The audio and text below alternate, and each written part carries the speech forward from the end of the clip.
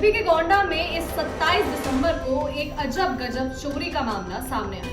यहाँ एक नवविवाहित अपने ससुराल वालों को नशीला पदार्थ खिलाकर घर में रखे नकदी और कीमती जेवर लेकर फरार हुए। जब ससुराल वालों को होश आया तो उनके पैरों तले जमीन खिसक गई। उन्होंने फौरन पुलिस में इसकी शिकायत दर्ज कराई। बाद में पुलिस ने आरोपी नवविवाहित को अपनी गिरफ्त में ले लिया। उसके साथ 4 अन्य लोगों को भी गिरफ्तार कर लिया गया। इस पूरे मामले को विस्तार से जानेंगे, लेकिन उससे पहले स्वागत है आपका GBN 24 के डिजिटल प्लेटफॉर्म पर। मैं हूं आपके साथ सामने। मामला कुछ ऐसा हुआ कि खरगुपुर थाना क्षेत्र में निवासी बृजभूषण पांडे की शादी नहीं हो रही थी। तब जोखो नाम के एक बिचलौई ने लखीमपुर खीरी की शिवानी उर्फ गोमती देवी नाम की युवती से बीते 17 दिसंबर को धूमधाम से उसकी शादी करा दी। 21 दिसंबर को शादी वाले घर पर कुछ रीति रिवाजों से जुड़े कार्यक्रमों का आयोजन किया गया था। इस कार्यक्रम में नवविवाहित शिवानी का तथा कथित भाई और दूसरे साथी भी शामिल थे। अगली रात शिवानी ने अपने पति और उसके परिजनों को खाने में नशीला पदार्थ खिलाकर बेहोश कर दिया। फिर अपने साथियों के साथ मिलकर शादी का सामान और लाखों रुपए के जेवर लेकर फरार हो गए। बाद में पुलिस ने लुटेरी दुल्हन समेत उसके साथियों को गिरफ्तार कर लिया। आरोपियों के पास लूटे गए लाखों रुपए के जेवरात, घर के सामान और 350 टेबलेट नशीली गोलियां व एक मोबाइल फोन बरामद हुआ। इन ठगों ने पूछताछ में स्वीकार किया कि उनका एक संगठित गिरोह है जो रुपयों के लिए तरह तरह के तरीके अपने कर ऐसी घटनाओं को अंजाम दिया करते।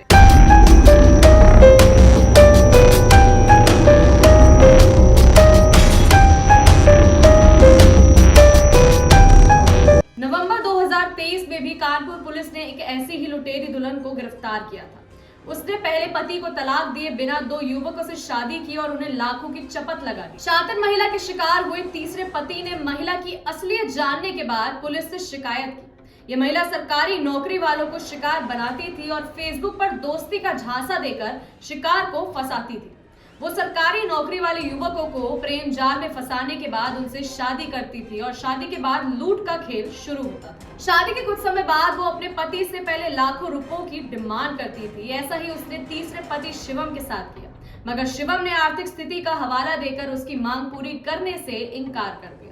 तब उस महिला, जिसका नाम संगीता था, ने स्पाई कैमरे से शिवम के अश्लील वीडियो बनाए और रेप में फंसाने की धमकी देने लगे। शिवम को पता चला कि संगीता पहले भी कुछ लोगों को शिकार बना चुकी है।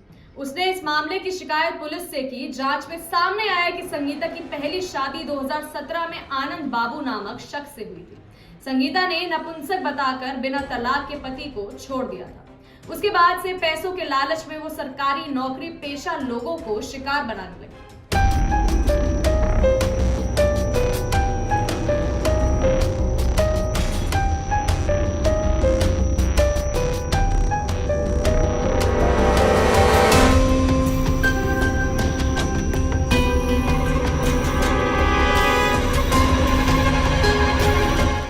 फरवरी 2023 में अजमेर के रहने वाले अंकित की शादी गोरखपुर की रहने वाली गुड़िया से हुई थी। शादी से पहले दुल्हन के कथित परिवार वालों ने 80,000 रुपए नकद और कुछ पैसे ऑनलाइन ट्रांसफर कराए। इस शादी के बाद दोनों परिवारों के लोग बनारस से सटे चंदौली जिले के गेस्ट हाउस में रुके। शादी की सारी रस्में पूरी हो गई। विदाई का वक्त हुआ। अंकित ने विदाई कराई। उसे दुल्हन को लेकर अजमेर जाना था। सब ट्रेन में सवार हुए। ट्रेन में दुल्हन का एक परिचित भी बैठ गया। बनारस से कानपुर तक का सफर सही रहा। ट्रेन कानपुर पहुंची तो दुल्हन के इस परिचित छोटू ने अपनी पोटली खोली। छोटू की पोटली में नशा था।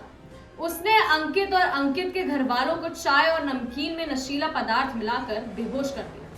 फिर सामान वगैरह लूटकर दुल्हन अपने साथी छोटू के साथ फरार हो गई। परिवार की बेहोशी टूटी तो उन्हें पूरा मामला समझ में आया और थाने में रिपोर्ट लिखाई गई। बाद में लुटेरी दुल्हन पुलिस की गिरफ्त में आई। इस युवती को दुल्हन बनने का इतना शौक था कि वो हर महीने एक दूल्हे को फंसाकर उससे शादी करती थी और उसके बाद माल लेकर अपने साथियों के साथ फरार हो जाती थी।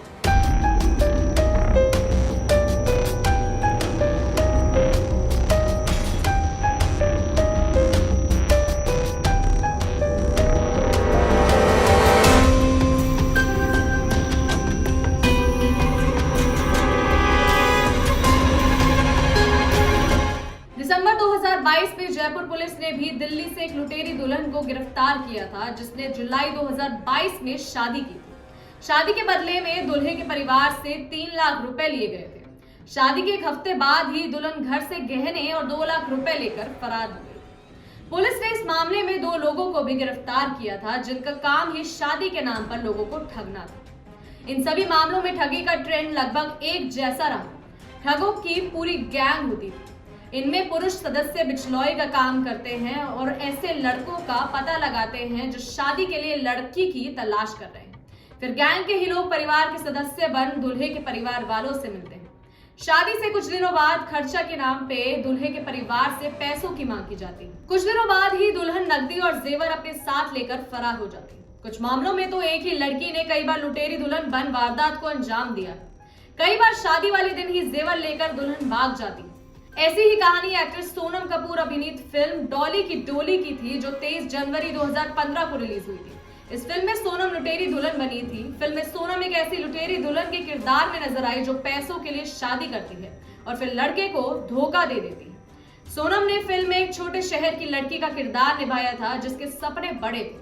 कुछ समय बाद वो दिल्ली आ जाती है और यहीं से पैसों के लिए लड़कों को ठगते हुए लुटेरी दुल्हन बन जाती है। शादी ब्याह ऐसा मामला है जिसमें 2 परिवार मिलते हैं, उनके बीच हमेशा के लिए एक रिश्ता बन जाता है। इस रिश्ते की डोर सोच समझ कर ही किसी के हाथों में देनी चाहिए। अचानक कभी इतने बड़े फैसले नहीं लेने चाहिए, खासकर जब सामने वाला परिवार आपका परिचित नहीं। पहले उस परिवार के बारे में दूसरों से खोज खबर लीजिए।